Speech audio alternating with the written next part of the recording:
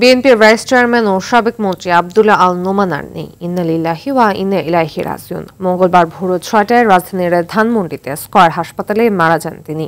পারিবারিক সূত্রে জানা যায়, ভোরে রাজধানীর ধানমন্ডির বাসায় অসুস্থ হয়ে পড়লে দ্রুত স্কয়ার হাসপাতালে নেওয়া হয়। পরে কর্তব্যরত চিকিৎসক তাকে মৃত ঘোষণা করেন। তার জানাজা সহ পরবর্তী কার্যক্রম দলীয়ভাবে সিদ্ধান্ত নেওয়া হবে। আব্দুল্লাহ আল নোমান ১৯৪৫ সালে চট্টগ্রামে জন্মগ্রহণ করেন।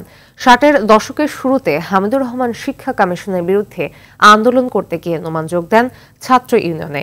১৯৯১ সালে চট্টগ্রামের কোতোয়ালি থেকে প্রথম সংসদ সদস্য নির্বাচিত হন। পরে একাধিকবার মন্ত্রীর দায়িত্ব পালন করেন এই বিএনপি নেতা।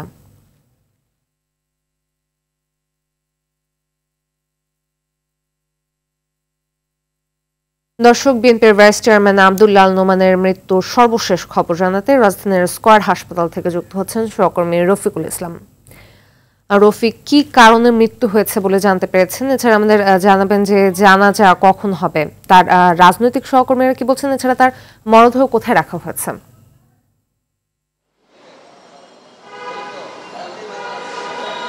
ফাতিমা, আজ ভোরে আসলে BNP vice chairman Abdullah Noman হঠাৎ অসুস্থ হয়ে পড়েন এবং তারপরে তাকে সাথে সাথে ধানমন্ডির স্কয়ার হাসপাতালে নিয়ে আসা হয় এবং এখানে নিয়ে আসা হয় ৬টার দিকে এবং আসার পরেই আসলে চিকিৎসকরা তাকে মৃত ঘোষণা করেন। তিনি যে দীর্ঘদিন ধরে অসুস্থ ছিলেন এমনটি নয়।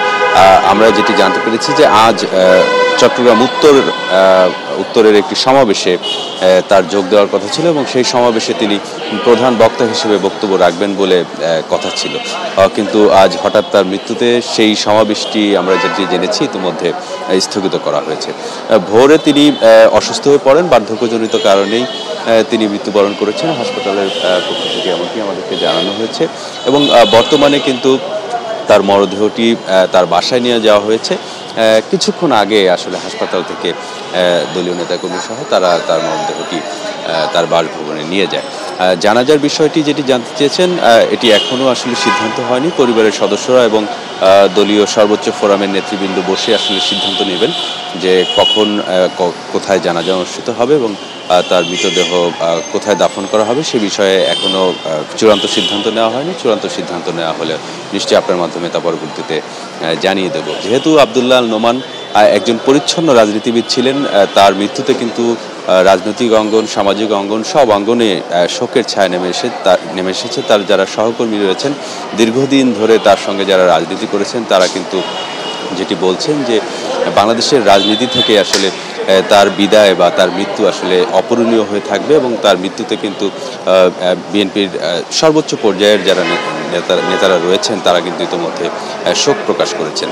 তো সব মিলিয়ে এখন বর্তমানে আব্দুল্লাহ আল নোমানের মৃতদেহ তার বাসভবনে নিয়ে যাওয়া হয়েছে এবং সেখানে আসলে সিদ্ধান্ত হবে কখন কোথায় তার জানাজা অনুষ্ঠিত হবে এবং কখন তাকে দাফন করা হবে।